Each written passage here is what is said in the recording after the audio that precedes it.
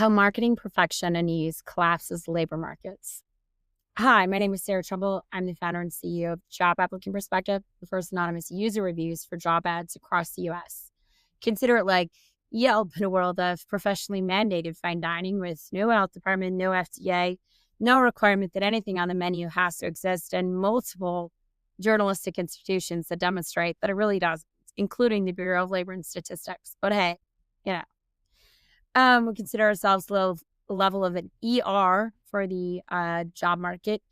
Very similar to Reddit, except it's crowdsourced, but it's searchable and organized, and maybe a little better vetted.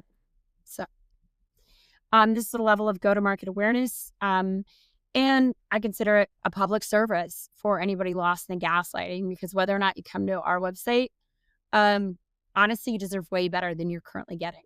So, yeah. This blog post is titled How Marketing Perfection and Ease Collapses Labor Markets. What is collapsing the well-being of the U.S. labor force and what to do about it? This comes through my Substack. If you're interested, you should check it out. Follow me. Also, you can check out LinkedIn, TikTok, YouTube, excuse me, and the other one, Facebook, Instagram too, that sort of thing.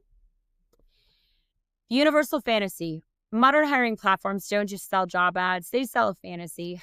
Come on, they really do. Employers are promised the perfect hire, marketed like the fountain of youth, endlessly alluring, the whole world to choose from, find the perfect talent. But this isn't just about hiring. It's the same fantasy sold in dating, education, healthcare. The promise of a perfect, frictionless match that erases human messiness. The hook is subtle. You deserve this perfection. You deserve ease. In reality, these platforms have inverted the very idea of a market. They haven't built bridges of trust between people. They've built systems where the only consistent, reliable relationship you have is with the platform itself. This is the heart of the perfection trap. A system that profits not from connection, but from the chase, from distrust. Who is this for?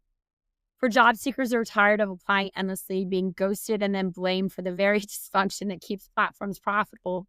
For employers who've been sold the fantasy of perfect hires, but find themselves spending more and waiting longer with fewer results. Economists and policymakers who need to understand that fantasy isn't reality, and that human systems only evolve when we face messy truths rather than chase impossible ideals. Anyone who's ever been told implicitly or explicitly, you deserve perfection, but the reason you don't have it is because of someone else. The fantasy for sale.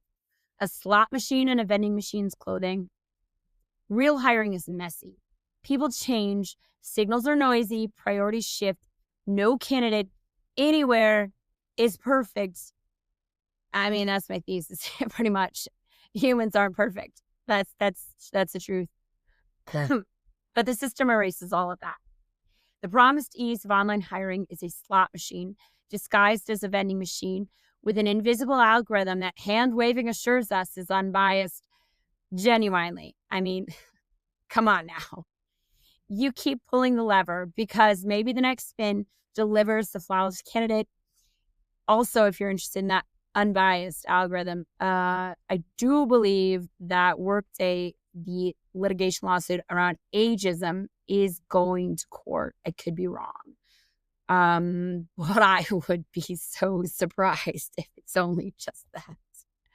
I'm sorry, but for employers, the engagement loop isn't about not being erased as it is for candidates.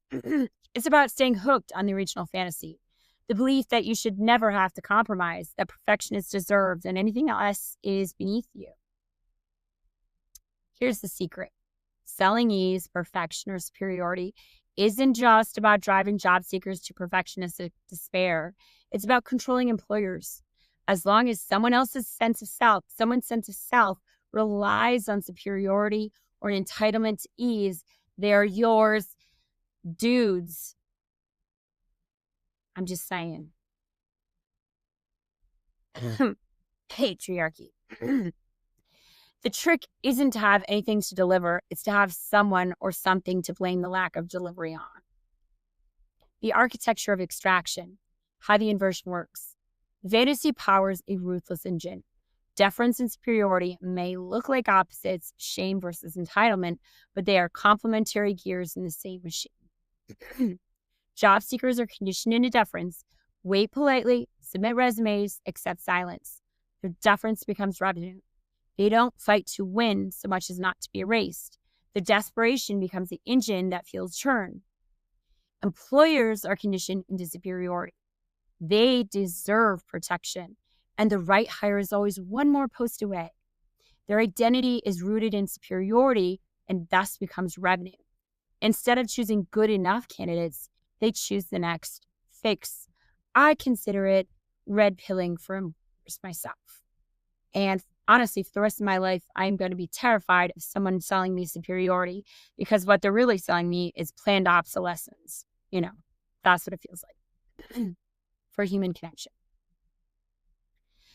This creates what I title, back to the point, an inverted market. An intended market has user-to-user trust. Trust signals circulate horizontally. Humans transact directly. You basically go to the market knowing that you're going to engage not with a perfect person, but with a reliably, predictably imperfect person. Yeah? Think if you've ever been to a physical market, if you're a millennial age, did you watch Aladdin? When you go to the apple seller, he's just a reliably imperfect apple seller, But in an inverted market, you're having a user to platform trust. In their actual market, the market should be neutral. But in an online market, that's not happening. You're having trust with the platform. Trust signals are filtered vertically through the platform. There's no horizontal. Opacity forces reliance on the intermediary. You don't know what the algorithm's going to do next or what the employer is thinking.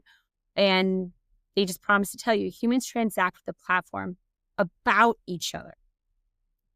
The result, the platform becomes your pseudo relationship, while your distrust of other users deepens.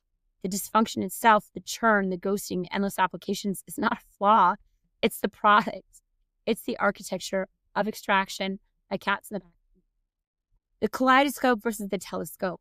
From the outside, these platforms look like tools to see the market, but the lens you're handed matters. A telescope shows the same reality to everyone, an objective, shared view. You zero in on the right thing, for sure.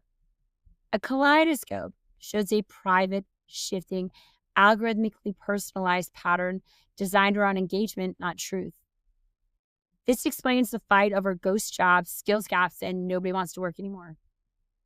Your kaleidoscope doesn't show the same patterns as mine. We argue about why the other's not acknowledging our lived reality, forgetting the other's looking at a different reality. I mean, think about it. In that example I had where Aladdin is in the marketplace, they all exist in the same marketplace at the same time. In an online platform, the marketplace is algorithmically individualized for each of us. We're not opening up the same newspaper. An employer upset about a job seeker's complaints about ghost jobs is like a Michigander exacerbated with a Californian. Prove that In-N-Out ads are even real. Of course, employers wouldn't see them. Not in your feed. But the illusion is designed so you never ask whether or not your map is complete. The void is the product. Your version isn't unique to hiring. It's a blueprint for monetizing any human relationship market. On dating apps, you came for love, but you stayed for the swiping loop. Buy more premium visibility. You deserve better. See all these people. There's a whole world in the palm of your hands. The pattern's the same. So one-side entitlement, top talent is out there. Just post. So the other side duty, be grateful, perform harder, never question. Keep both sides skeptical of each other so they invest their trust vertically into the platform. Trust between people is hard to monetize. Distrust is easy. When you don't trust each other, you turn to the platform for security. The void between participants isn't an accident. It's the business model. Scapegoats hold the illusion together. When reality intrudes, stalled hires, ghosting, turnover, talent shortages, the dysfunction has to land somewhere. it never lands on the system itself. Instead, the blame is displaced onto job seekers. Lazy, unqualified, not a cultural fit, too demanding. By scapegoating those with the least power, the platforms preserve the fantasy of perfection. The system profits not from resolving the labor market, but from passing off its inefficiencies in a plausible enough fashion until the gig is up and there are no more billions to extract. Please keep in mind that this is homelessness and economic collapse for our national economy when the job market is a signal layer for all other marketplaces. Any system that sells perfection requires a scapegoat. It works the same in education, healthcare, politics, etc. The abuse of the scapegoat isn't about delivering solutions. It's about a distraction and delivering a plausible reason for whomever is doing the promising to not have achieved them so that they get to keep their status as a power broker without ever having had the capacity to deliver. I really think that any variation of a dating coach that engages like Andrew Tate is very much using the same playbook. I'm just saying. In hiring, each stakeholder distrusts the other, requiring them to find a middleman, which was the whole point in the first place. The way out is to break the kaleidoscope. The dysfunction is the product, and superiority is the diction that keeps the money train from ignoring the reality of why functionality never arrives. The only way out is to rebuild horizontal trust and face the messiness directly. At the job applicant perspective, we're building these shared maps.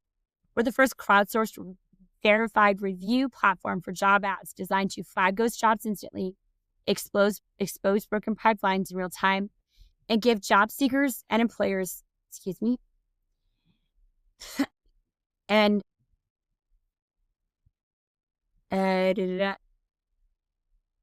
give job seekers and employers shared visibility into what actually works. We believe a functioning job market requires reliable, repeatable outcomes, not perfect ones. We're not having you go there to always meet a perfect apple seller. We're having you go there to meet a real apple seller. That's why friction isn't always bad. Messiness isn't always bad. Sometimes it just lets you know that it's real. Real people are silly and foolish and dumb about something or not another thing. They're quirky. They're odd. That's what people are, Perfect people? Yeah, you can't trust that. It's not real. We believe a function market requires reliable, repeatable outcomes, not perfect ones. It's about recognizing that the people that don't choose you are irrelevant to your process. The real question is, who are your people?